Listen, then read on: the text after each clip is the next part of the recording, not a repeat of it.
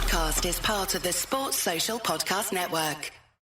The Two-Footed Podcast is brought to you by EPLindex.com and our presenting sponsor, Liberty Shield. Liberty Shield is a VPN provider. A virtual privacy network allows you to go online, change your location, access things you're geo-blocked from, while keeping your data safe. So, as an example, if you are a UK expat and want access to BBC iPlayer to watch Match of the Day, or ITV Hub, or all four, but you get that message that says this content is not available in your location, a Liberty Shield VPN gets you around that block, allows you to watch whatever you want on those services while also keeping your data safe. And it goes further than that. It allows you to open up Netflix's entire library by just changing your IP address. Liberty Shield is the #1 rated VPN provider on Trustpilot with 5-star ratings across the board. So go to libertyshield.com right now, use the code EPL25 and get either the hardware package or the software package. The hardware package is a router that you plug into your existing router, and any item you want to change the IP address on, be it your phone or your television, you connect that to the new Liberty Shield router. All other items can remain connected to your existing router. There's also a software package which is instantly downloadable to your device and you can get using straight away. Again, libertyshield.com, EPL25 for 25% off at checkout. We're also brought to you by Home of Hopcroft, a giftware and homeware company located in Scotland but shipping worldwide. Check out homeofhopcroft.co.uk and do check out the EPL Index and Anfield Index shops, which you'll find on Etsy. Use the codes EPL10 or RED10 for 10% off at checkout. And lastly, do remember to check out A Tad Predictable, hosted by Tadiwa. That podcast is on this feed before every Premier League match week. And then the EPL Roundtable, hosted by Kevin DeVries, on its own EPL Roundtable feed. So just search EPL Roundtable in your podcast device. And that's out after every match week. Now, on with the show.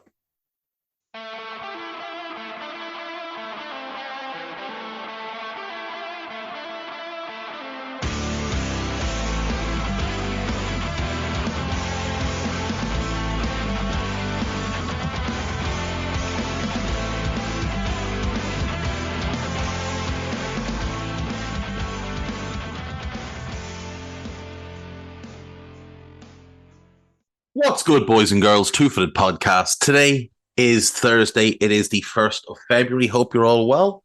The weather has improved from yesterday, so all is good. We'll start with the Asian Cup from yesterday. Iran secured their place in the quarterfinals, beating Syria on penalties. But they will be without Mehdi Taremi for the next game after he was sent off. He'd opened the scoring with the penalty. Kriban had equalised for Syria. Taremi was sent off in the last minute, forcing Iran to play with 10 men for the entirety of extra time and denying them someone who surely would have been one of their penalty takers in the shootout. But they still managed to score all 5 and go through 5-3. So they will take on Japan in the quarterfinals in what should be a great game. Tajikistan, Jordan, Australia, South Korea, Iran, Japan, and Qatar, Uzbekistan, kicking off tomorrow at 11:30. Second game is at 3:30. And then Saturday, we have the other two at the same times. Again, semi-finals will be Tuesday, Wednesday, and the final is next Saturday. So, all is good in the Asian Cup. We know where we stand with the AFCON. In the Premier League last night, we had 3 games. Manchester City beat Burnley 3-1, 2 goals from Julian Alvarez, 1 from Rodri. Game was over on 46 minutes. But Burnley did have a really, really good chance, which Amdoni fired over the bar after 2 City players took each other out, and he was allowed through. Kind of rushed his chance and put too much on it. But they got 1 back in stoppage time. David Datro Fofana in on loan from Chelsea Squared up Josko Gvardiol and just ran past him as if he wasn't there. It was quite concerning if you're a City fan looking at the long term with Gvardiol, an £80 million defender, and just how slow his first step looks. He squared it across and Alderweireld couldn't miss. A good win for City, gets them rolling. They get Haaland back last night. KDB looked sharp again. He got a good assist in the game, as did Matheus Nunes on the first Alvarez goal. So City moved to 46 points from 21 games played. They have a game in hand. It's 4 straight wins on the bounce for them. They're starting to look their usual formidable self, as they generally do around this time of the season. And it's going to take a monumental effort to finish above them. Even with the gap that's there at the moment, which is 5 points, it's going to take a huge effort to stay ahead of them, because we know what they're capable of. We know that under Pep Guardiola, they are able to run off long runs of consistent victories. It's what they've done since Pep came in. If you look back at the 17-18 season, which is the first season that they won the title under Pep. Of course, it's quite historic because they took 100 points from the 38 Premier League games. They win the first game, they draw the second game, they win the third game and win every single game up to match week 20. Like, that is a staggering run. 18 wins in a row. Title over. So the early doors under Pep prove what they're capable of. 18-19, again, a historic performance from City as they take 98 points. But this year they get pushed. Liverpool pushed them right to the brink. But again, you look at what they're capable of. They win on match day 20 against Southampton. And they win every single game bar one the rest of the way. 4 wins in a row, a defeat at up at Newcastle. And then they rattle off 14 wins in a row to finish out the season. Like, that's incredible. To win 18 of 19 games is incredible. Now, 1920, they did slip and Liverpool went on and won the league. 2021, if you remember, they didn't start the season in great form, and up to match week 16, they're sitting in 8th. But the table is very, very compact. And by match week 20, they're top, and they remain top the remainder of the season. But they rose from 9th to 1st off the back of 13 wins in a row. That's just what they're capable of. 13 wins in a row in a season where they weren't great. But they still rattle off that run. We get to 21-22. Again, they win the league. But again, Liverpool pushed them all the way. But in that season, you've got a 12-game winning streak, starting match day 11, ending match day 23. And even better than their ability to string off these runs wins is just their ability to avoid defeats. Last season, obviously we know that Arsenal won the league in December, but then when City decided it was time to get moving, which came after defeat in match day 22, they just ran away with the title. They win 2, they draw 1, then they win 12 in a row, and the title's over. Nobody's touching them. They could afford to rest everybody for the last 2 games. So that's what they're capable of. 12, 13, 14, 15 games in a row, they can just run off and win. And that's why I would still have them as favourites to win the league. We don't know yet with this Liverpool team. Are they capable of doing the same? Because this Liverpool team is quite new. Now, Liverpool put it right up to them in 21-22, but again, this team isn't that team. You look at the changes this season to that season. Joe Gomez is in at left back. The midfield is entirely changed. The front line is entirely changed. Diaz came in. Jota was there. But Darwin Núñez wasn't there. Cody Gakpo wasn't there. Now, they will get Salah back, and he's obviously the one link. But Jota was a squad player for much of that year. Diaz came in the January.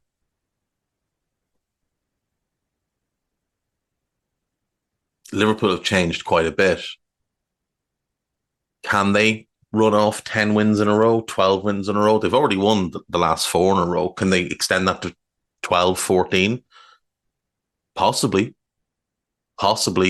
But the worry for them is that they could do that and look over their shoulder, and City are only 2 points behind them. And that's the thing with going head to head with this Manchester City team, is that they are just capable of relentlessly running you down, getting ahead, and then not giving up, not slowing down. Now, Liverpool do have a 5-goal advantage as things stand, but again, City have the game in hand. So should they beat Brentford, which you'd expect them to do, by a couple of clear goals, that will shrink the goal difference as well. Liverpool obviously should be 3 points clear, but were denied the point they deserved away to Spurs by a very, very poor VAR decision. It is those two for the title. It is. Arsenal can pretend they're in the mix, but they're not. Even if Arsenal beat Liverpool at the weekend, you still wouldn't have any faith that they can win the league. There's no balance to the Arsenal team.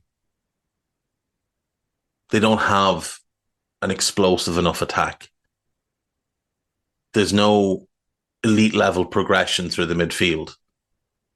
And defensively, when teams are physical with them, they don't like it at all. If Liverpool play like they did last night when they go to the Emirates at the weekend, Arsenal are not going to cope well with that. The issue for Liverpool is performing like that, away from home especially. Liverpool last night put on a performance for the ages, demolishing Chelsea, winning 4-1, Diogo Jota, Conor Bradley, Dominic Szoboszlai, and Luis Diaz with the goals. And Nkunku got a consolation for Chelsea. 4-1 didn't reflect Liverpool's dominance. 8-1 would have been a more accurate reflection. That's how good Liverpool were last night and how bad Chelsea were, how bad Chelsea were made. There was about an 8-minute stretch after Liverpool made a quadruple sub in which Chelsea looked like they maybe belonged on the same pitch. And other than that, they got demolished from start to finish. Liverpool hit the woodwork 5 times, 4 of them by Darwin Núñez. 1 was a penalty that he should have scored. 1 was a header that he should have scored. One of them was a great save by Petrovic, who, to his credit, was the only reason Chelsea didn't get demolished. It in some poor luck with finishing. But all of Chelsea's starters should hang their heads in shame today.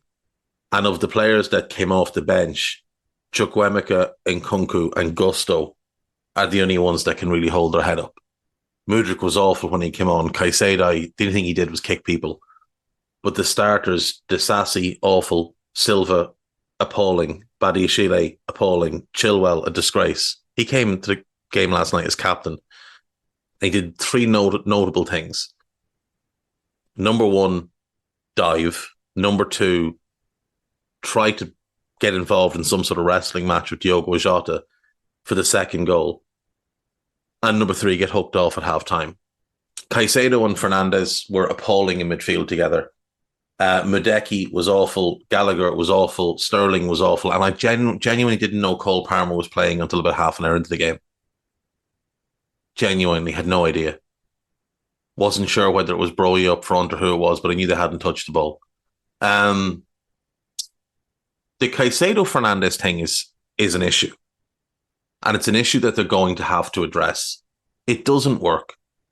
And I don't think it's going to work either. They're brilliant individually. They're genuinely top level players individually. But together they don't work at all. Because midfields aren't about putting together the two best individuals. The same at centre back. It's about a partnership. It's about finding complementing skill sets, not overlapping skill sets. And there's too much overlap between Fernandes and Caicedo in terms of what they want to do and where they want to play. If you swapped out Caicedo for Amadou Onana, that partnership makes so much more sense. I even think if you swap out Fernandes for Onana, it would make a lot of sense. But the ideal partner for Caicedo is someone more like Alexis McAllister. What we saw from Alexis when he was at Brighton. They're both brilliant. I just don't think that partnership is going to work. And they need a midfield partnership so that Nkunku can be their 10. And it has to be somebody coming in that's got some dynamic nature to their game. I mean, Caicedo, Chukwuemeka, potentially, that could work.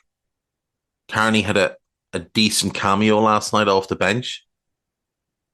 Even Ugochukwu and Fernandes could work. Could Caicedo and Lavia work? Maybe. I don't think Enzo and Lavia works. Maybe what they need to do is sell Enzo. Maybe that's their path forward. That could help them, just unclog the midfield area. The problem for them is they spent a ridiculous sum on Enzo. They're not going to get that money back. And because of how they amortized it, it's going to sit on their books for a long, long time. And they're not going to make much, if any, profit off that deal. Like, they thought they were being smarter than everybody else, signing players to these ridiculously long contracts. They have 13 players who are contracted into the 2030s. We've just entered 2024. They have 13 players with at least 6 years left on their contracts. And, in case they haven't checked the league table, they're 10th. They're 2 points clear of Wolves, who play at home tonight to a bad Manchester United team. If Wolves win tonight, Wolves go 9th, United drop to 10th. Wolves could actually go 8th if they win by 3 goals.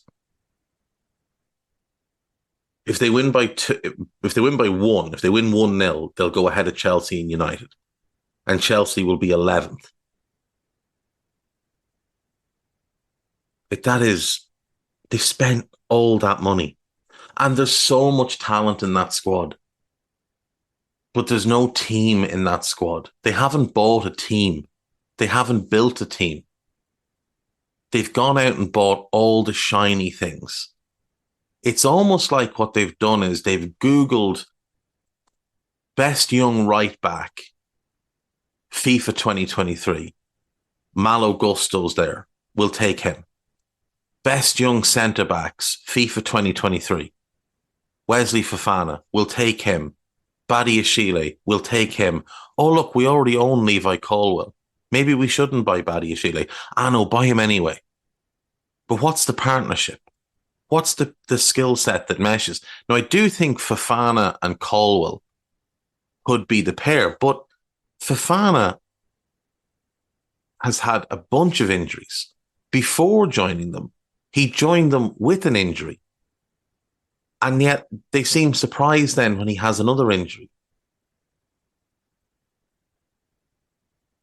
Look at all the left-back options they have. And yet they loan out Ian Maatson, who is exactly what they really need down that side right now. And they've been playing Colwill there. Last night, Badiashile played the second half in that position. It just isn't good. The same thing in midfield. Again, it's like they Googled best young midfielders. Enzo Fernandez, Benfica, Moises Caicedo, Brighton. Oh, well, we could buy both of that. We could buy them. Well, which one? Oh, well, sure, we'll just buy both. But do they fit together? It doesn't matter. They're good players. But it does matter. It does matter. Midfields are about partnerships. Think of the great midfields over the years and the pairings that work together. Albertini and Desailly. Think of that pairing, Keane and Scholes, Vieira and Petit, Vieira and Gilberto Silva, Essien and Makelele, one who sits, one who goes, Alonso and Mascherano, the Xavi, Busquets, Iniesta three. That didn't work as well as it did just because they were great players. It worked because their skill sets complemented each other, because they made sense together, because they weren't all trying to play in the same areas. KDB, Fernandinho, Silva, KDB, Rodri, Gundogan, complementing skill sets. Some overlap is fine, but the amount of overlap between Enzo and Caicedo is just too much. And there's not enough dynamic force between the two of them. Chelsea are in trouble. Like, it's very hard to look at them right now and see them becoming a functioning team anytime soon. And I know they'll point to injuries. And that's okay. They've had a lot of injuries. But I mean, look at the size of your squad. You don't really have the excuse. And if we look at your players who are out injured, Wesley Fofana, you bought him knowing he was injury prone. Reece James, I want to come back to. Mark Cucurella, he's just a little bit unfortunate. Lavia has been very, very unfortunate. Robert Sanchez, well, the fellow playing in goal now is much better than him anyway. So you have to ask the question, why was Sanchez starting over him for the first part of the season? Trevoh Chalobah, the manager has made it clear he has no interest in playing him. Levi Colwood is a short-term injury. And Nicholas Jackson is at AFCON. And Ogochukwu's injury, yeah, it's unfortunate. But would he be getting in the team anyway? Would Lavia be getting in the team anyway? Because you spent over 100 million on two different midfielders. They have to play. They have to play. I'd imagine the manager's under a bit of pressure to play them together, even though they don't work. But let's look at Reece James. Let's look at Reece James and his career. Because he gets talked about as one of the best right backs in the world. And when he's fit, he absolutely is. There's no question. When he's fit, he's absolutely outstanding. In the 18-19 season, he was on loan at Wigan. He played 45 out of 46 games in the league. Played 46 games in all competitions because he played in the FA Cup for them as well. In the 4.5 years he's been at Chelsea, he's only played 46 or more games once. The 2021 season when they won the European Cup. He played 47 games in all competitions. 32 in the league, 5 in the FA Cup, 10 in the Champions League. The season before that, he'd played 37 games in all competitions, but he missed 14 games in the league. He missed 14 games. That's a lot to miss in the league. And it wasn't because he's been rested or anything like that. He was injured. 21-22, he plays 39 games in all competitions, but he misses 12 games in the league. Last season, he only played 24 games. He missed 22 league matches. This season, he's played 9 games. He's only played 8 in the league. He's missed 14 league matches. He's missed 21 games in all competitions. Now, he probably wouldn't have played in the early rounds of the EFL Cup. Maybe the first three games of that he wouldn't have played in, but he would have played the last 3. But just in the league alone, the amount of games that he misses is truly extraordinary. And,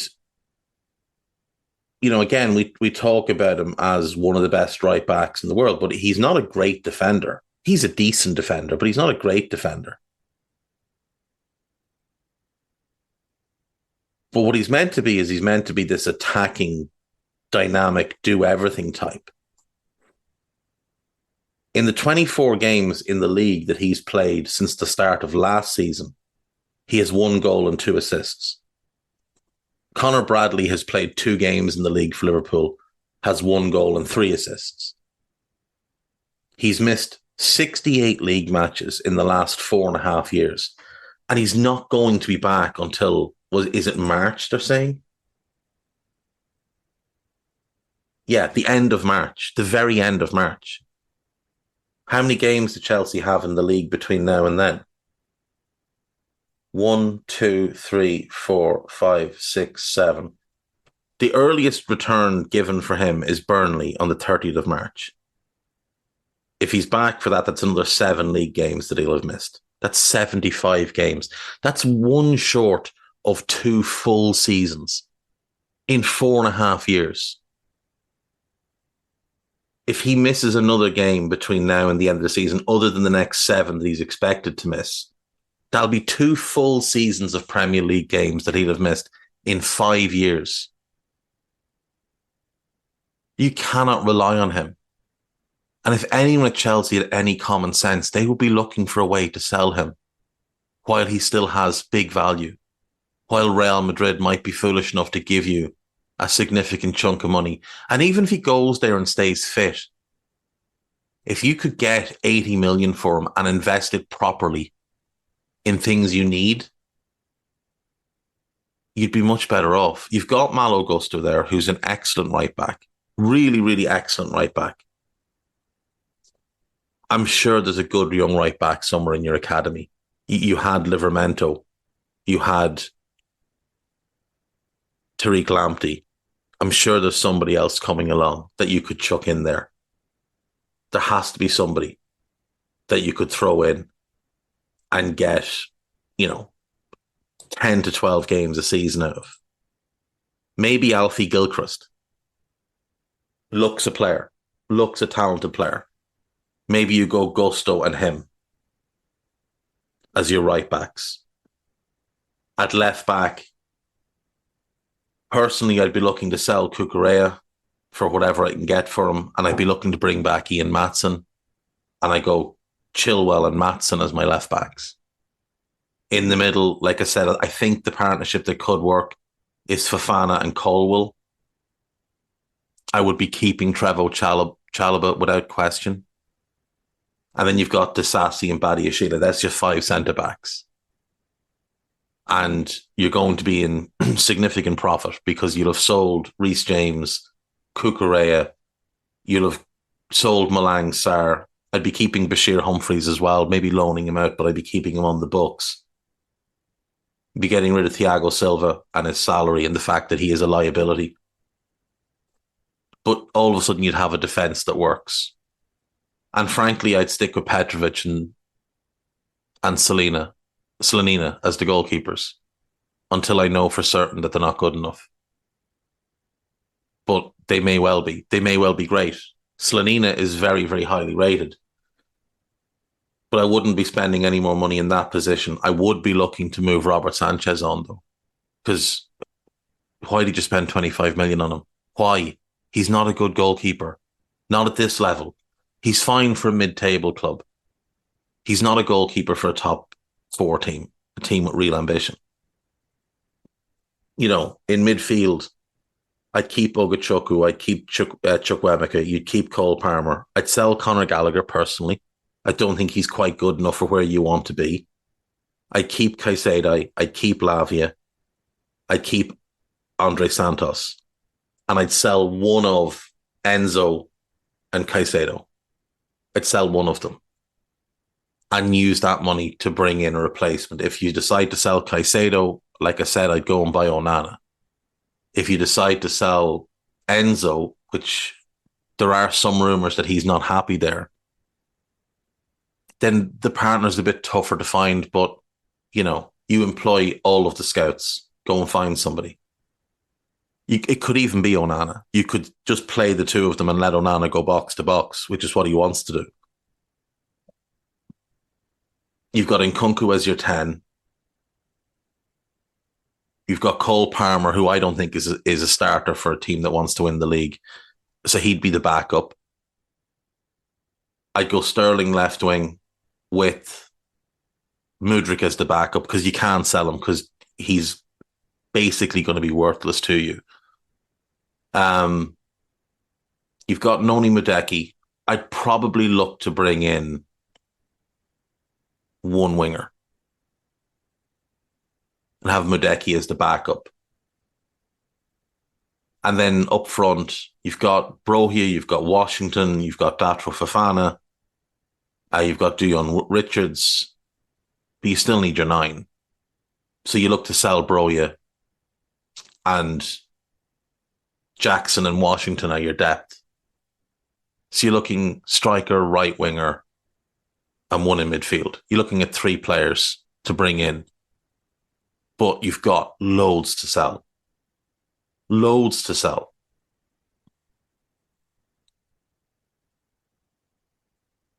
You could do it and break even. You could do it and make profit. But I don't expect them to do it. I expect them to just continue to try and stockpile players in the most haphazard way imaginable. And what's funny as well is you start looking at those are the players that I named that are in the squad right now. The only one who's away that I mentioned is Datro Fofana.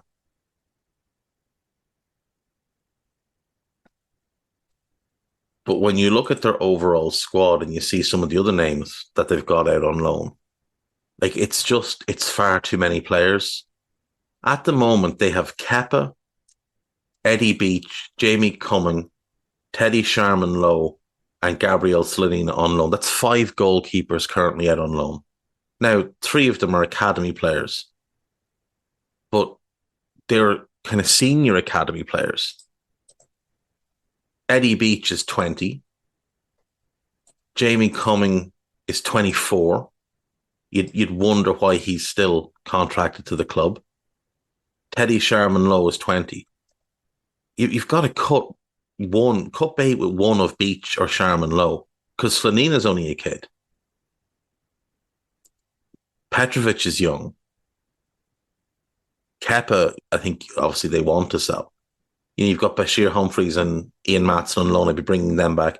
You've got Tino Angerin, Omari Richardson, Dion Rankin, Harvey Vale. Harvey Vale's one I didn't even mention. I mean, he's a big, big talent. Maybe he's the one that fills that right-sided spot if he becomes the player Chelsea have been expecting him to be. But he can play pretty much anywhere. I still don't understand the decision, by the way, on Lewis Hall. Still don't understand it. I didn't mention Angelo Gabriel. I didn't mention Romelu Lukaku. Didn't mention Mason Burstow. Didn't mention Hakim Ziyech. Like, there's just far too many players. There's far too many players. Like, they're going to struggle to register all their players for the second half of the season. I didn't mention Leo Castledine, who's another really talented young midfielder that they're very, very high on there. There's far too many players. And you still hear them being linked with this winger and that winger. I mean, they've been linked with Estevao and they've been linked with half of Brazil, it's just stupid. There's no plan there at all. There really isn't. Angelo Gabriel's another young wide player that they've just got out on loan. And remember, like, they own Strasbourg as well, or at least the company that owned them owns Strasbourg. So you think they're not stockpiling players there? Like Abakar Sia, Habib Diarra, 2 massively talented players. They're both going to end up at Chelsea. Of course they are. But they don't have spots for them. Now, maybe Sila at left back. Maybe. Habib Diarra is another midfielder. I mean, he's a 20-year-old midfielder. They've got a whole bunch of really talented 20-year-old midfielders. But you know they're going to end up there. And it's just going to cause more chaos. Because there's no plan in any of this. The other game last night, Tottenham 3, Brentford 2. Brentford went 1-0 up. Ivan Toney got himself into a great position. His shot was saved by Vicario, and Neil Mopay followed up to make it 1-0. Game went to half time at 1-0. Spurs came out in the second half in a mood. Destiny Adoji equalised on 48 minutes after decent work by Timo Werner and then a little bit of luck when a ball ricocheted back to him. Brennan Johnson made it 2-1 to Spurs on 49 minutes after really good work from Timo Werner. And then Richarlison on 56 minutes, aided and abetted by James Maddison, made it 3-1. Ivan Toney pulled one back. Baptiste had a chance to equalise. Toney himself missed a good chance. Spurs had a couple of chances. It was a good game. It was a fun game. It was end to end for stretches. And Spurs move back into the top three, the top four with that win. They go above Villa on goal difference. They go above Villa on goals scored. They have the same goal difference. So Liverpool have 51 points, City have 46, but a game in hand. Then Arsenal on 46 with worse goal difference. Then Tottenham on 43, Villa on 43. Again, goal difference separating them, goals scored separating them there. Then it's an 8-point gap to West Ham, but of course West Ham play tonight. They host Bournemouth. Also tonight, Wolves against Manchester United.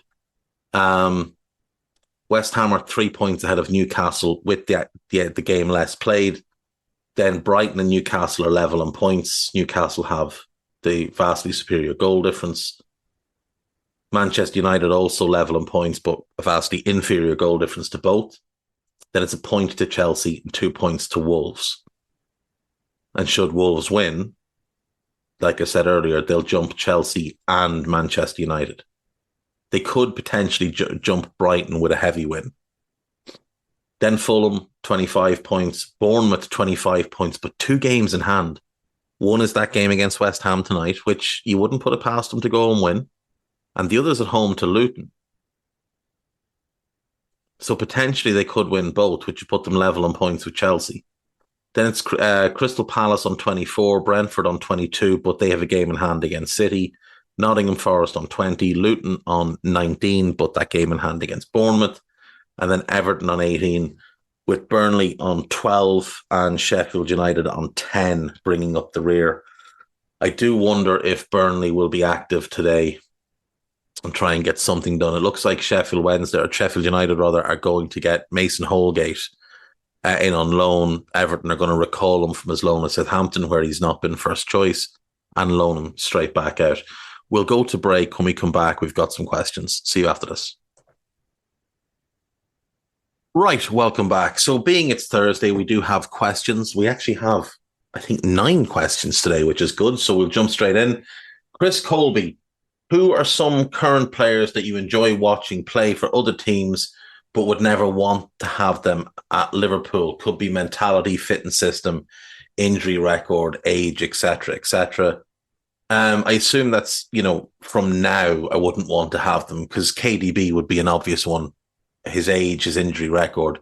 I love watching him play, but you couldn't justify that kind of move and that kind of wage at this point, given what we've just been through with Thiago. I just don't think he could do it. Who are some others, though? Reece James. I love watching Reece James play. And if I could have Reece James and Trent in the same team, I'd love to do that. But again, injuries. They've just been over his injuries. He just couldn't do it.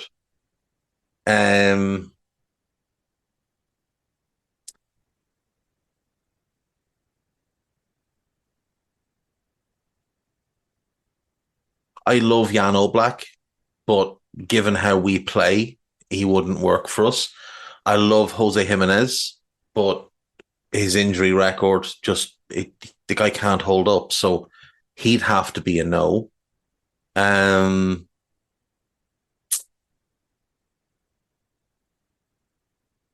hmm.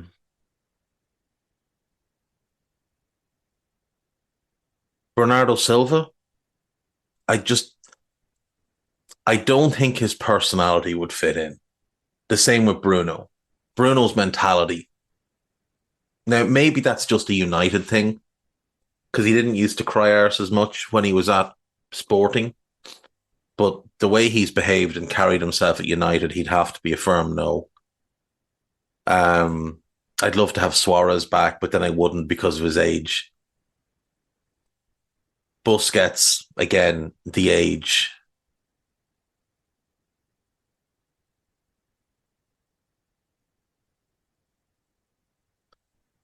Um, I mean, I always thought Mary Demirel would be a good Klopp centre back, but then when you see him in his mid-20s push for a move to Saudi, that makes it a hard no. Milinkovic Savic, fit in the system, age now at 29, unwillingness to press the way he, like Milinkovic Savic when he first went to Lazio was a machine. And then over the years, he got sort of progressively lazier. And then in his prime, he decides to go and play in Saudi. So, you know, that'll be a hard pass now at this point. Isaac Gilding, been tempted since Friday to ask a Klopp related question, but there's actually been enough talk around his decision. I also missed last week's question. So here's a couple completely unrelated to Klopp. If you could change or add one aspect to these players' skill sets to make them better, more complete footballers, what would you add? Harvey Elliott, speed. If you could give Harvey Elliott more speed, he would be a hell of a footballer. Conor Gallagher, first touch, technical level, you'd have to improve it. He's bustly, he's dynamic, he's relentless, he's got a great mindset. He can get you goals, but his first touch is very, very questionable.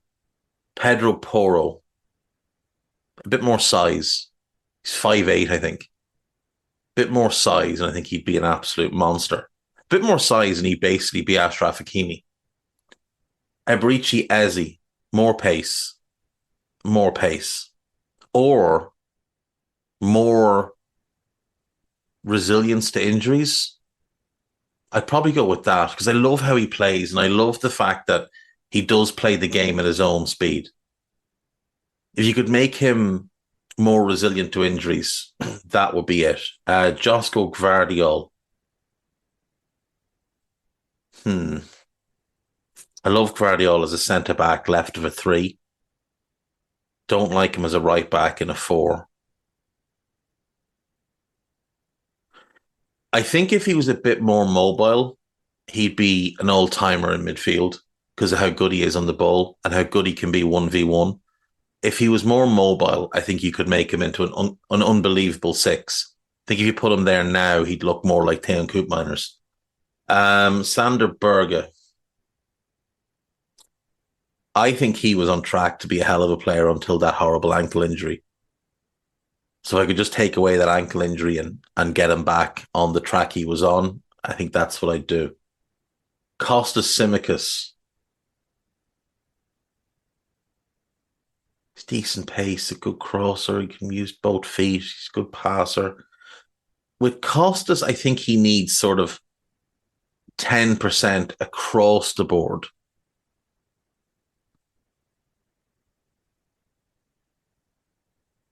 That's what I feel like with Costas. He needs sort of 10% everywhere. But if you were to go with one, I guess if you gave him elite level pace, because he's a good dribbler. So if you gave him elite level pace and he could play as a ball carrying wing back, I think he'd be very, very good. Rodrigo Bentancur. He's just very one paced, isn't he? Like he's a good player. Make him more dynamic. That's what you'd want with him. Ivan Toney, I'd love to make 3 years younger because I think then you'd have a shot at Ivan Toney becoming one of the best strikers in the world. Vitaly Janelt. Vitaly Janelt. Again, he's kind of good everywhere. can play multiple positions. I think if his passing was of a higher level, because defensively, I think he's very, very good. So better passing. Which players from any era would you pick to help assist carry out the following scenarios? Change a tire. Hmm.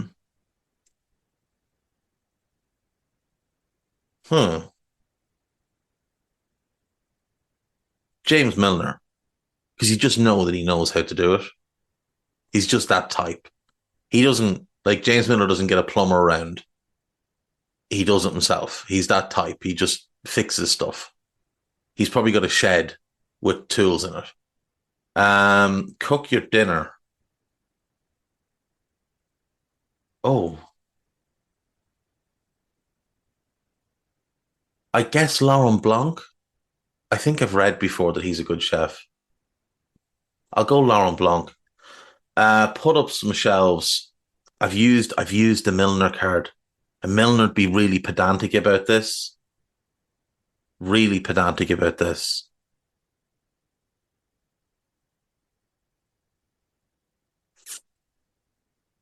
Gareth Barry. He'll get it done right. Dig a trench.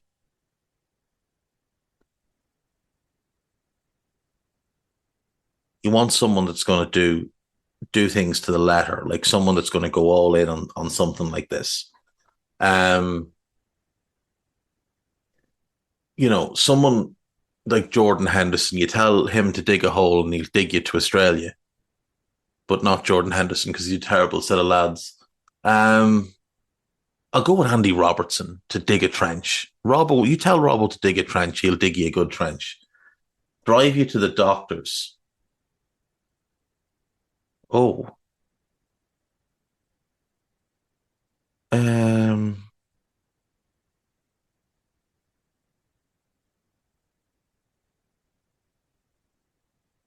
see, the last person you'd want to be Darwin because he'd drive you there. But you don't know where you'd end up. You'd end up somewhere, but it might not be the doctors. Um, but I want someone that can drive fairly quick for looking to get to the doctors. I'll go. I'll go Marcus Rashford because he seems like a good lad. Recommend you a book. Hmm. I'll go Alexis McAllister. Seems like he might have decent taste. Hoover the House.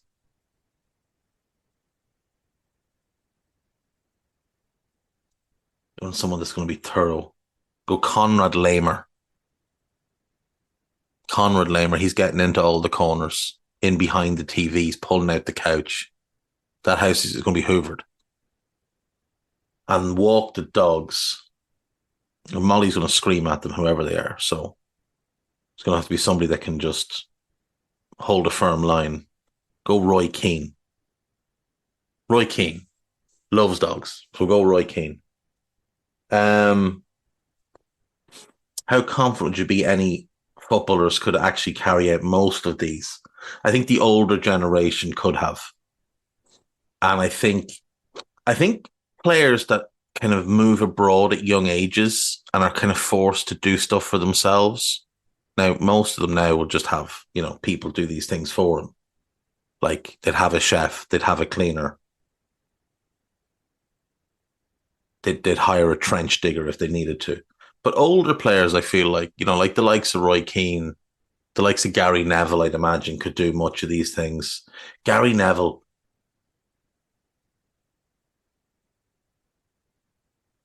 Gary Neville might be someone that you get in to put up some shelves, actually. So I reckon he'd make sure they were done right. Matt JT. After Friday's announcement, I went down a YouTube rabbit hole looking for something to cheer me up and found the old Mourinho puppet show. What do you? I love that. I love that show. Be special. Voyeur. That is one of the funniest things going. What are some of your favorite all-time or current football parodies or things you turn to when you need a laugh?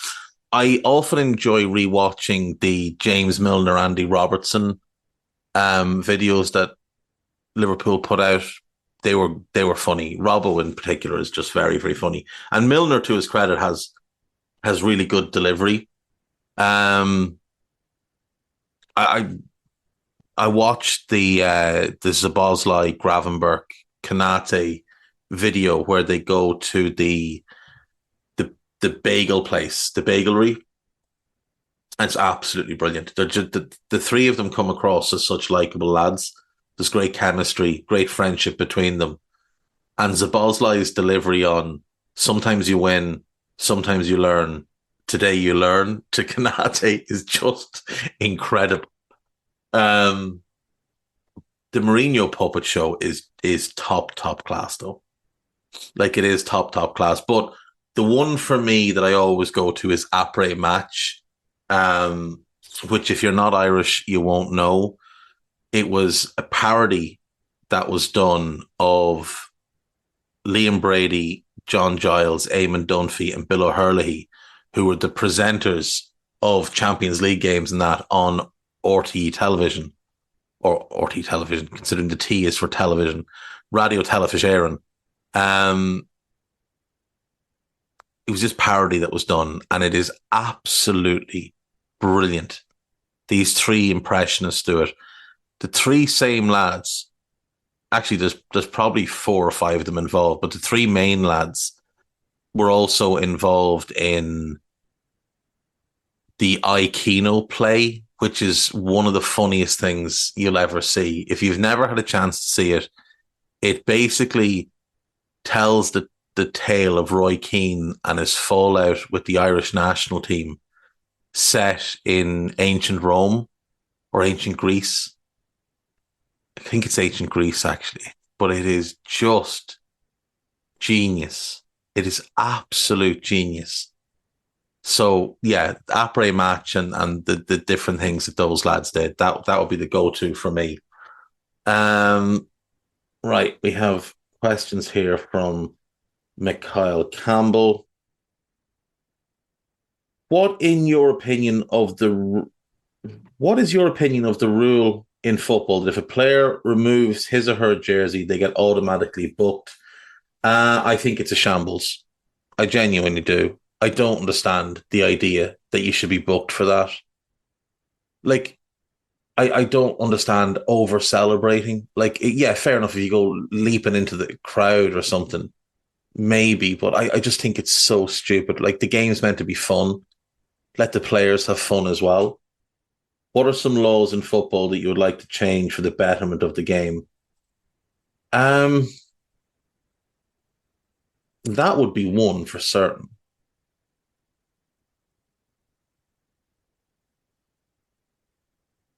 I'd like to see the game become more balanced. So I'd like to see us a bit more physicality be allowed to, because we've skewed the game so far from where it was in the 90s and early 2000s to make it so much more attacker friendly. And I'd like to see it go back the other way a little bit. I just don't think we get enough good football. I'd like to see a rule where you can have 9 subs, but 3 of them have to be academy graduates or, academy players at least. And if you're making 5 subs, one of them has to be one of your academy players. But the biggest one I would like to see changed is the concussion rule. So for me, if a player has a suspected concussion, you should get a free substitution. Now, that concussion is to be assessed by an independent doctor, not someone connected to either club. So every week, the Premier League would need to have 10 independent doctors for 10 games, and they would make decisions based on their assessment of the player. If they deem that the player is not concussed and the manager decides not to put him back on, then the substitution counts as a substitution. If they deem the player is concussed, then the substitution is an extra sub. So you'd actually get 6 subs in the game. They make the decision on whether or not the player re-enters the game. Not the player, not the coach, not the physios. This independent doctor makes that decision and takes it out of the hands of everybody else. That's the big change I'd like to make. I know you talked about not being impressed by Simone Inzaghi's football with Karl Matchett. Could you elaborate on this? What do you make of Inter's transfer business in their season so far? Do you think Inter will win Serie A, and are they a dark horse to go one better at this time in the Champions League? I just don't like the way Inter build up. I don't like their possession. I don't like how it's very predictable. Like it's very, very predictable. It's a crossing frenzy far too often for me. I think they struggle to break down stubborn defenses. They're so heavily reliant this season in particular on Laturo. Now they've got really good players, but I don't like his football. I just think it's a little bit stale, a little bit stagnant. It's not as There's not as much movement from his players as there was when he was at Lazio. The football is not the build up is not as good. The build up is not as good. Um, as for the transfer business, so they got Aslani last summer, and that was a loan with an obligation. So they put that deal through. I like him. I think he's a very, very promising midfielder. Marcus Thuram, I do like, and getting him on a free was very good business. A Serbi on a cheap deal made sense. Now, personally, I wouldn't have him starting, but you know, Jan Bissek is very, very highly rated, and he hasn't played a huge amount for Inter. I think he's played what are we 13 games, so he's not a regular starter yet, but I do think he'll get there. Juan Cuadrado, he's well past his best. Jan Sommer has been good for them, but again, he is past his best. Alexis Sanchez, I mean, this is just not a deal I'd be doing. Do you know? I understand that he's still capable of some good moments, but like 17 appearances, 2 goals. Like, why did you bring him back? He wasn't great the first time he was there. Benji Pavard, he suits a back three. He's good on the ball. He's not as good a player now as he was 4 years ago, 5 years ago. The Davy Klaassen signing, I'm sorry. Like, what are you doing here? Like, you're just making a signing for the sake of making a signing. He's played 10 games in all competitions, hasn't scored, hasn't really offered anything. He's a nothing player. I do like the signing of Buchanan. I think he's an exciting one. I think he fits well as a wing back. So I do think that signing made sense, and obviously they got him for a really good fee. Frattesi on loan with an obligation to buy, love that deal. Big, big fan of him. Emilio Duro they signed as a depth goalkeeper. I don't think he's played. He's played 2 games, one in the domestic cup. Carlos Augusto, he looks a player. He does. He looks a decent player.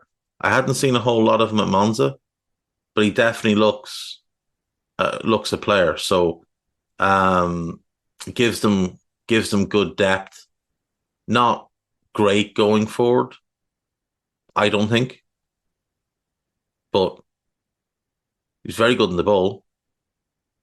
Very, very good in the ball. He's a good crosser. His carrying is the issue I have. Arnautovic. I mean, I just wouldn't have signed him because he's a terrible gang of lads. 2 goals and 20 appearances. I'd be sending him back as quickly as I could. Like, it's a good squad. Like, there's no doubt. Like, if you're looking at them for the future, you'd want a new goalkeeper because Summer is 35. So you'd be looking to improve there. In the defence, they're set up to play a back three. But for me, other than Bastoni, I wouldn't love any of the options. I mean, Pavard is good. I don't think he's great. De Vries is past his best. Acerbi is past his best. Bissek maybe is one that will develop into a quality starter. He certainly has the talent to do it. But I'd want one centre back. DeMarco's very, very good. So you've got him on the left. Darmian, I'm just not a huge fan of. He's a decent squad player, but he is 34 now. Um, I'm not a big Denzel Dumfries fan, so I mean, maybe Buchanan makes that position his own. I wouldn't be a fan of Quadrado at this point in his career either. Like again, 35. You'd be getting rid of Klassen. In the midfield three, love Fratesi, love Barella. And if Aslani becomes the third nailed on starter there, if he can, because he can be that lone pivot, he can be that six and let the other two play their natural games. That to me is potentially an excellent midfield three. And they're all pretty young as well. I mean, Barella is 26, Fratesi's 24, Aslani's 21. If Buchanan works out on the right, he's 24, DeMarco's 26. So you could have that group for 4 or 5 years. You know, Bastoni's 24, Bissek is 23. You add that centre back, maybe someone like Scalvini. I think he'd be perfect in that middle role. He's 21, so you'd have that for the long term. Get your long term goalkeeper, and then up front, I wouldn't be having anything to do with Arnautovic or Alexis Sanchez at this point. You've got Laturo as a starter. You need a partner for him. Marcus Thuram as depth, or as a rotation piece. You'd want one more in rotation. Get one more in rotation up front. You get one centre back and you get a goalkeeper. And that I think is a team that could be a dark horse in the Champions League. They've got a ton of players out on loan, an absolutely ridiculous amount of players out on loan.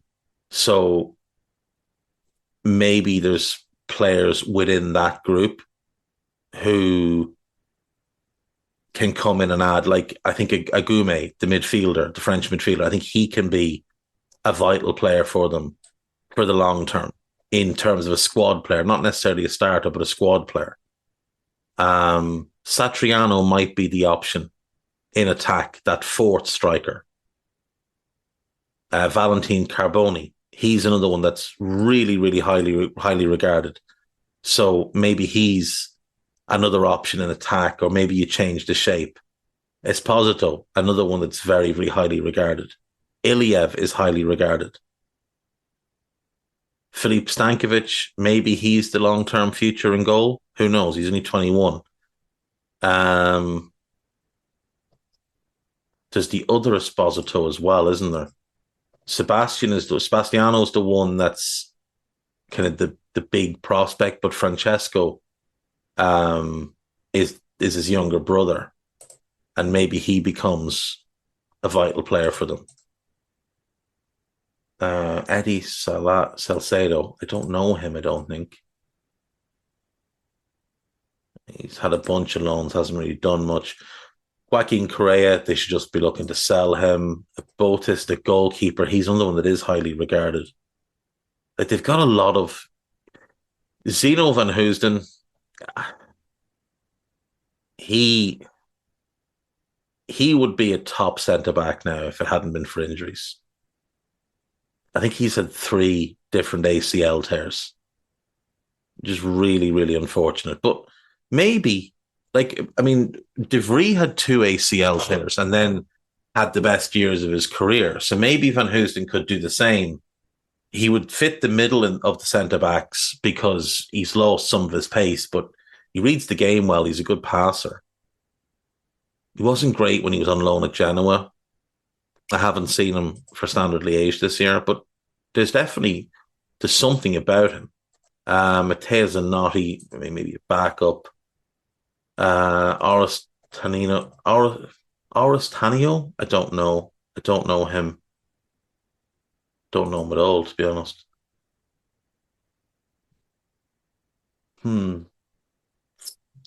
I do think there is very close to a really good squad there. Like 4 players, and you're probably where you want to be. In terms of their sales for the summer, Pinamonti, he was one that people thought very highly of. He's gone to Sassuolo, but he never really did anything for Inter. Brozovic, I think that was a good sale to get that kind of fee for him. Onana's one of the greatest sales in history to buy him or sign him for free and then get 52.5 million euro is unbelievable.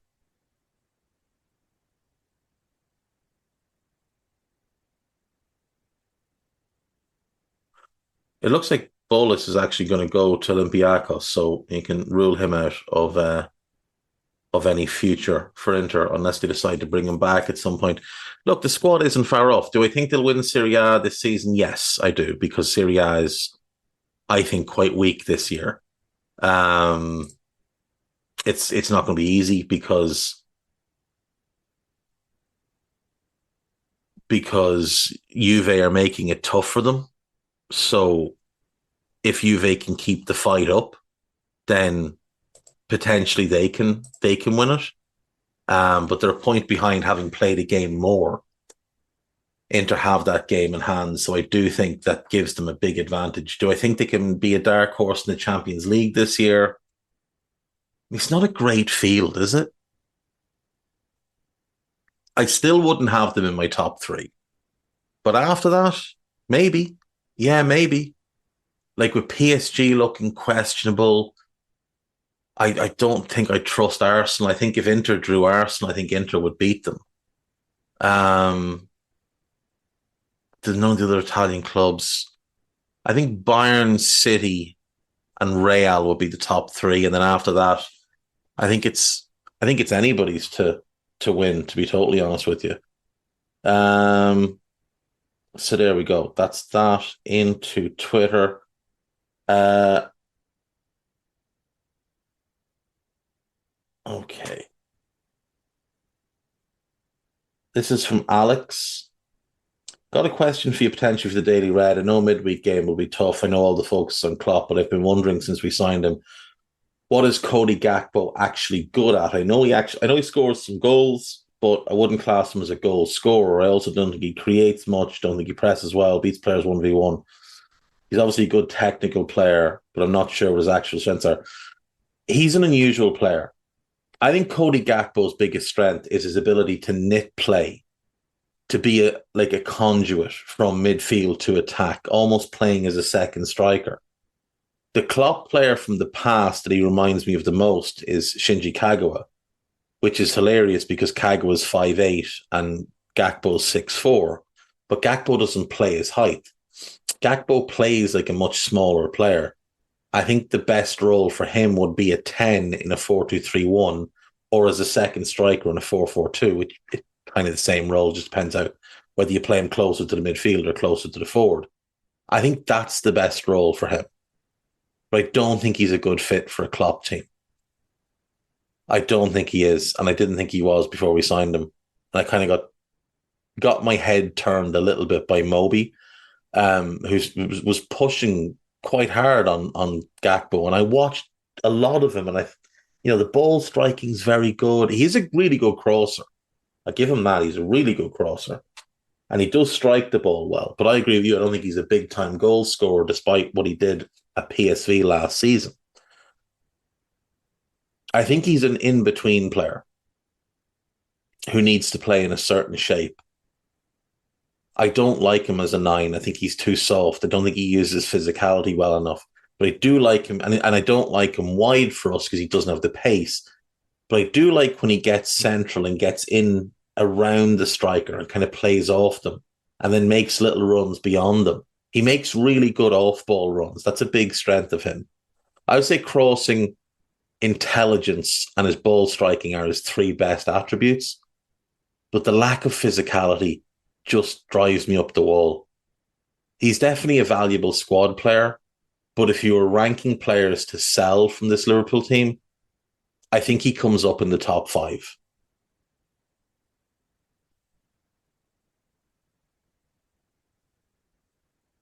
I think he comes up in the top five. Theo, Should Thierry Henry have won the Ballon d'Or over Pavel Nedved in 2003? Should he have? No. Could he have? Yes. Did he have the strongest case? I mean, it's always hard to compare a striker with a wide midfielder. Nedved was unbelievable in that year. Like absolutely unbelievable in the 02-03 season. I do think he's a warranted Ballon d'Or winner. I don't think it's a great robbery. Henry was incredible, but so was Nedved. And if, as I said yesterday, if Nedved plays in a Champions League final, I think Juve win. He'd been ridiculously good in that run to the final, like dragging them across the line. His semi-final performance was just mind-blowingly good. So, should Henry have won it? No. But could he have? Yeah, very easily. Very easily. Which young forwards do you think have the potential to be in the Mbappe-Haaland bracket? That's really tough because,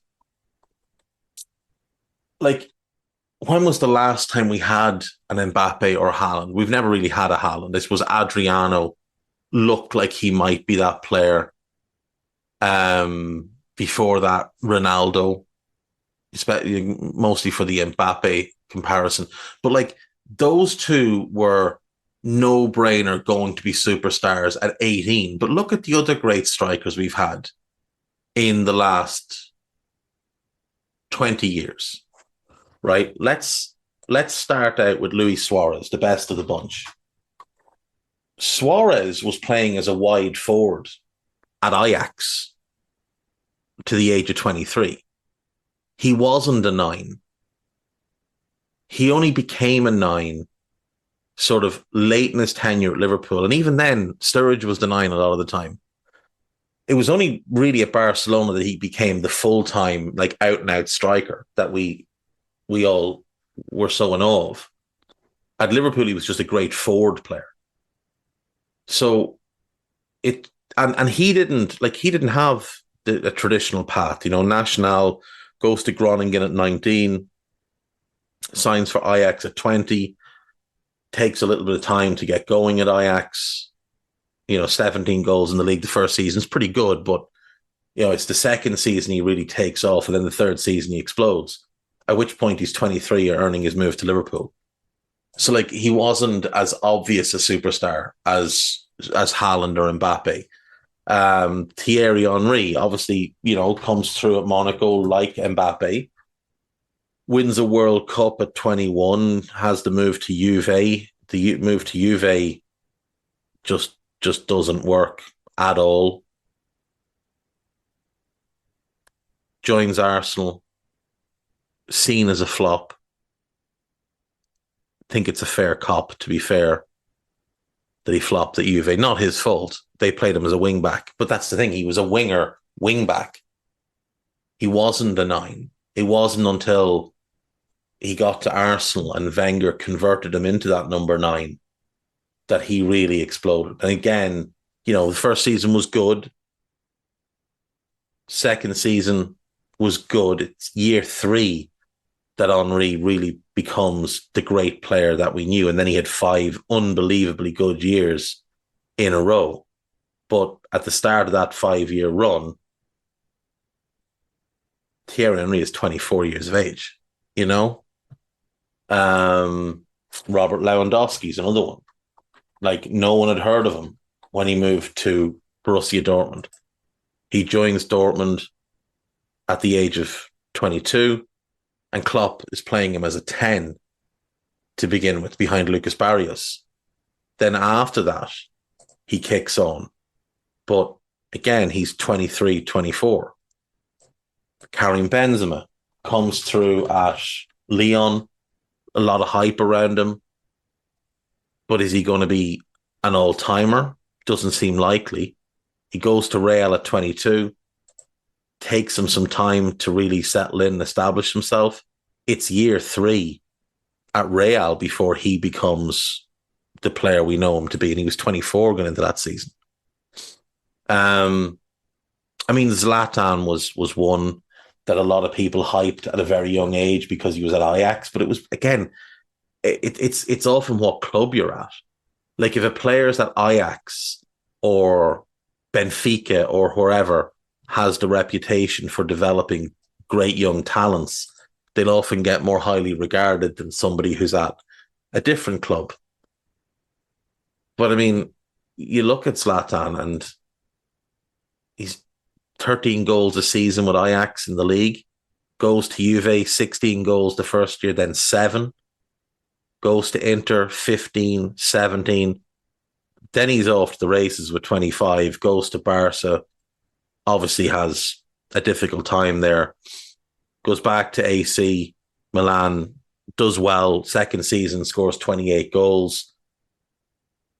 And then he goes to PSG and he just scores for fun. But like, I don't think anyone would have looked at Zlatan when Juve signed him and he was kind of gangly and clearly had a really good first touch. But I mean, the player he was compared to was Peter Crouch, similar kind of age, similar kind of, size. Crouch is a couple of inches taller, not as well built, but Zlatan wasn't the like bodybuilder he would later become when he first went there. And he looked kind of awkward at times. Um, so who do I think are going to be the next era of them? Like again, this is tough because we would look at certain players and we immediately think, oh, this guy's going to be a star. And one name that comes to mind is Yusufa Makoko, who at 16 looked like he was going to be a star, but then he didn't become that player. He might still get back on track. He might still become a great player, but it's hard to know. I mean, I think Højlund has the chance to be a top striker, but I don't think he'll ever be Haaland or Mbappe. El Yawahi is an outrageously talented player. I don't think he ever becomes Haaland or Mbappe. The same thing with the kid who's at Hugo Ekitike. I mean, massive talent, but I think he's more Martial than Mbappe. I think he could become a top player, but it'll take a lot of work, which was never done with Martial. With Mbappe, he's obviously put in a lot of work, but it's easier for him.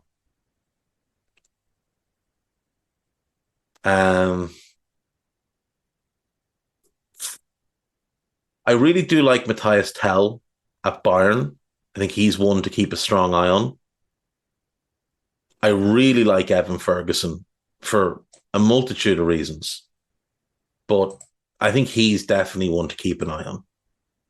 I think he's got the potential to be the next great striker. Benjamin Sesko, I mean, he's got a lot of the right tools. David Washington, who's owned by Chelsea, again, very, very talented. But, you look at like Moise Keane was meant to be the next great thing. And I mean, he's failing medicals now. I mean, a lot of people say Luis Openda. Luis Openda is 23 years of age. He's older than Erling Haaland. Dusan Vlahovic is older than Erling Haaland. Gonçalo Ramos is the same kind of age. Randall Colomuani is Mbappe's age, so he's not going to become the next version because he's the same age. If I had to go, I'd go Evan Ferguson as one and Matthias Tell as the other. They're the two. They're the two I'd go for. Chelsea look horrible at the moment. Which of their players would you still have at Liverpool? Levi Colwill, for sure. I'd take Fofana if I knew he could stay fit, but I don't know if he can stay fit, so I wouldn't take him.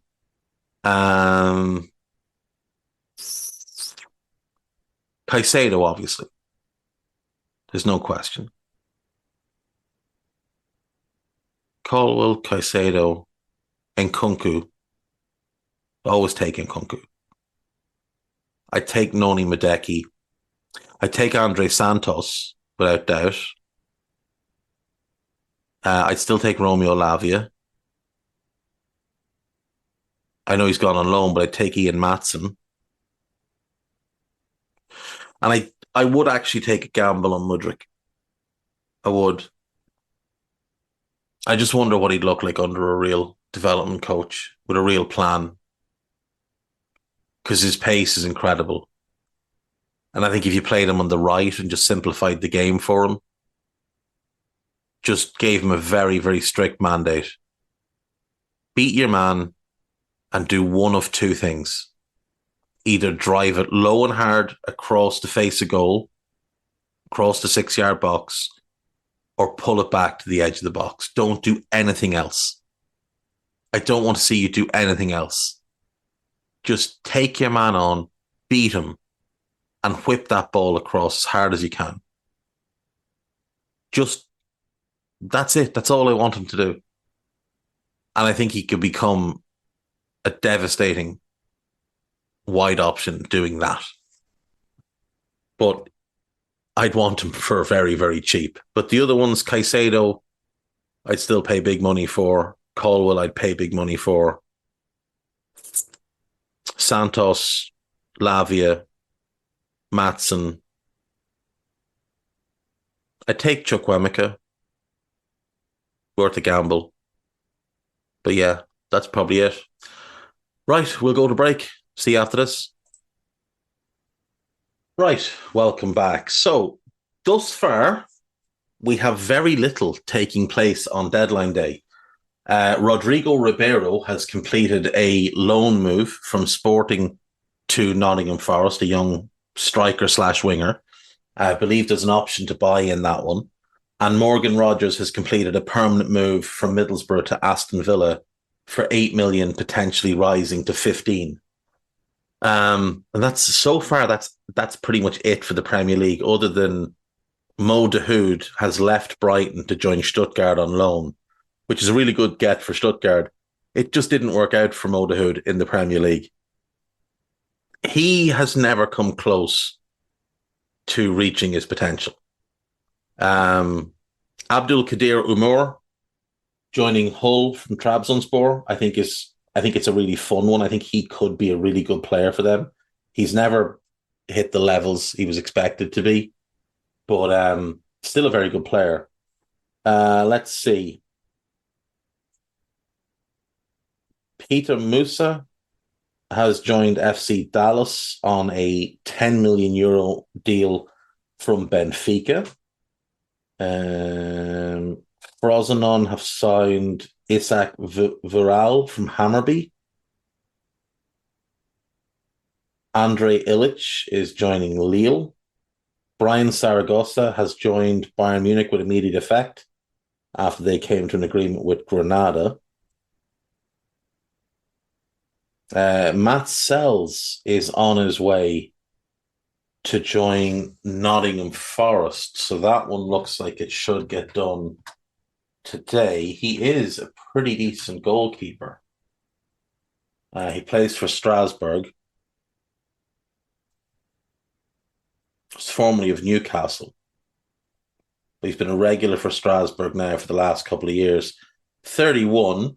So you expect he's coming in as the immediate starter because goalkeeper has been a significant issue for them this year.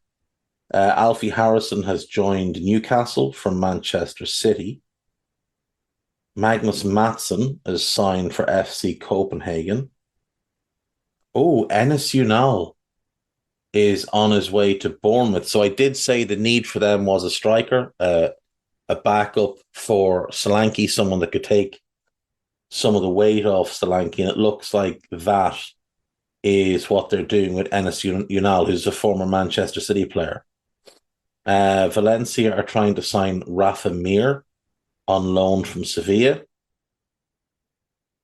Lazio are set to sign Ryan Kent on loan from Fenerbahce. They've been looking for a winger, and seemingly championship level wingers is what they've been looking for, but they got him. Brighton have agreed to sign Caelan Vickers from Reading. Very, very talented young player. Hugo Ekitike is going to Eintracht Frankfurt, loan with an obligation to buy. West Ham have turned down a loan bid for Said Benrahma. They want an obligation to buy. Leon aren't willing to do that. Benrahma has actually travelled to complete the deal, but thus far it's at a standstill.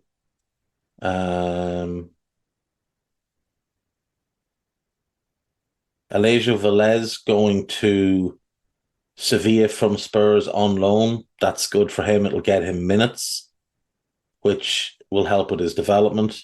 Thus far, Conor Gallagher is staying put. Arsenal are set to terminate runner Alex Runnerson's loan with immediate effect, and he's going to go to Copenhagen. He's dreadful. So, you know. Stefano Sensi is on his way to Leicester. It's a great get for Leicester. Really, really good.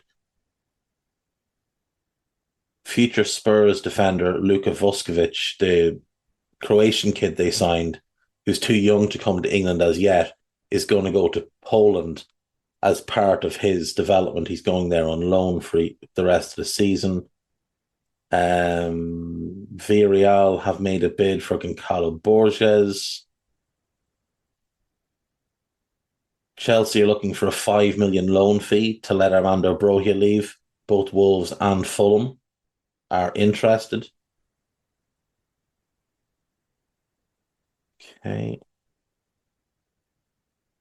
Sunderland have signed Romain Mundle from Standard Liège. Morgan Rogers' deal has gone through.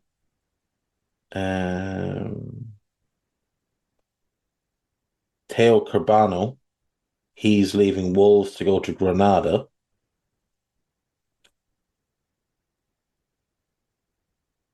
Bournemouth are getting Enal on a loan with an obligation to buy for 16.5 million. Okay. Adam Wharton has completed his move to Crystal Palace. That was done last night. Werder Bremen are exchanging documents for Manchester United for Isaac Hansen, Arian, the young Dane, isn't he? I think he's Danish. Happy with that. Don't know much about him, but I'm just happy to see them signing somebody.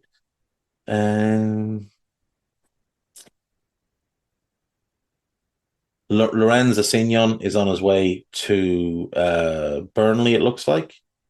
Loan with a buy option. Serge Aurier is going to Galatasaray on a permanent deal. Nottingham Forest will be happy to get rid of his wages. Lino Sosa is joining Aston Villa from Arsenal, another young player that's leaving the Arsenal Academy. Myron Badu is going to Twente on loan from Monaco. Now, he was super talented when he was young, but never quite developed well.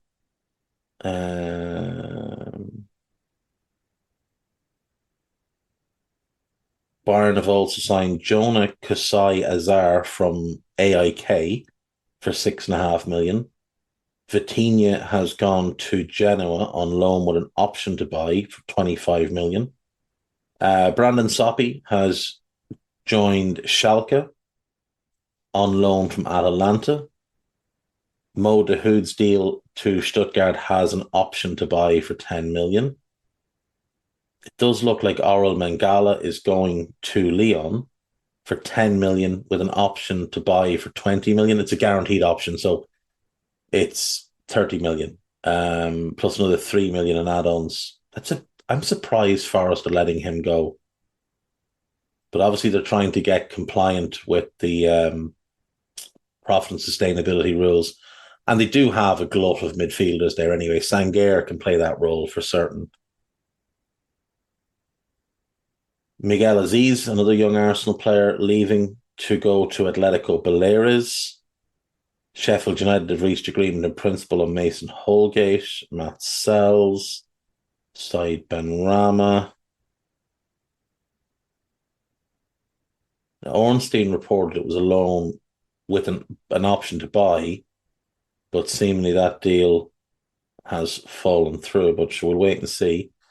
Sebastian Haller to stay at Borussia Dortmund despite late Fulham inquiry for a loan deal. He would have been a good get for Fulham. Bro here. Yeah. Wolves have pulled out of a deal to sign Corinthians' Yuri Alberto. Agreement in principle was a loan with an option to buy, but it's broken down over finances and 11th hour request by agents for extra money. Agents do just ruin so many different transfers. Aston Villa are in the process of signing Joe Gauci, Australian international goalkeeper. What's John Percy got for us?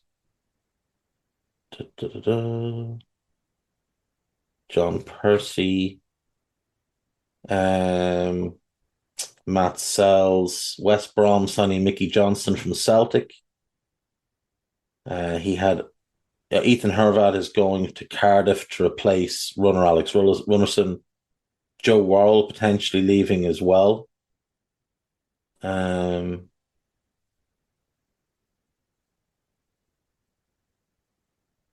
Forest still hoping to get Gio Reyna in the door by the sounds of things. Okay, and finally we'll just check Mike McGrath and see if there's anything from him.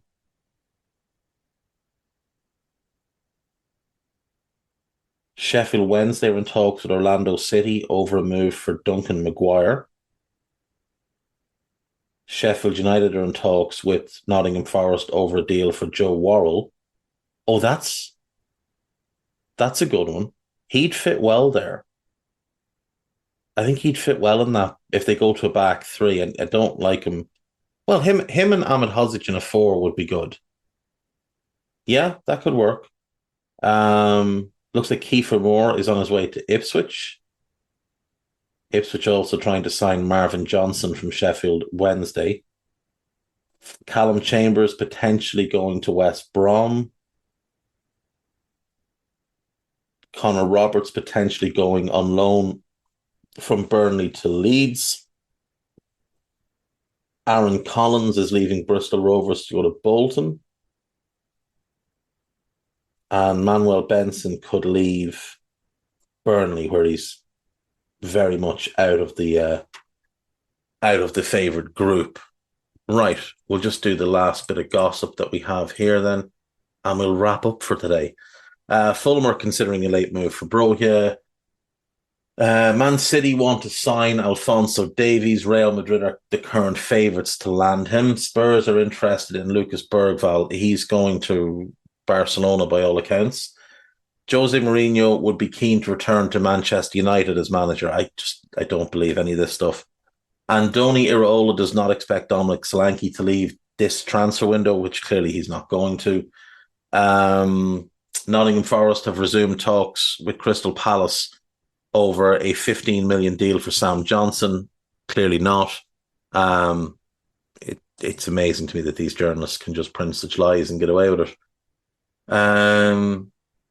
Aston Villa signing Lino Sosa, the young fullback from Arsenal. Yuri Alberto, that deal has fallen through. Fulham have approached Lyon over a move for Rayan Cherki. Okay. Brighton are in talks to sign Brian Hill on loan. Sheffield United have made contact with Leicester over a move for Harry Souther. He's just not good enough to play in the Premier League. He's too slow. He's far, far too slow. Everton are also looking at Souther. Again, he's just far too slow, lads. Crystal Palace are considering a late loan move for Max Cornet. That would be a good get. They need a left winger. That would be a good get for them. Aberdeen could look to appoint 75-year-old Neil Warnock as manager until the end of the season. I mean, is the barrel that empty that you need to turn it upside down and look at whatever's underneath? Let the man retire, for the love of God. Just let the fella retire. He's done enough. He's been a manager since 1981. It's now 2024. That's 43 years. He's got his win percentage at 40.9%. He doesn't want that win percentage to drop below 40. So leave him be. And you don't have enough games to get him to the 2,000 game managed mark, but maybe he'd take it. Maybe he would. He did pretty well at Huddersfield, Did pretty well at Huddersfield. So the magic is probably still there with him. Right, folks, that'll do. I will see you all tomorrow. Take care of yourselves. Bye-bye.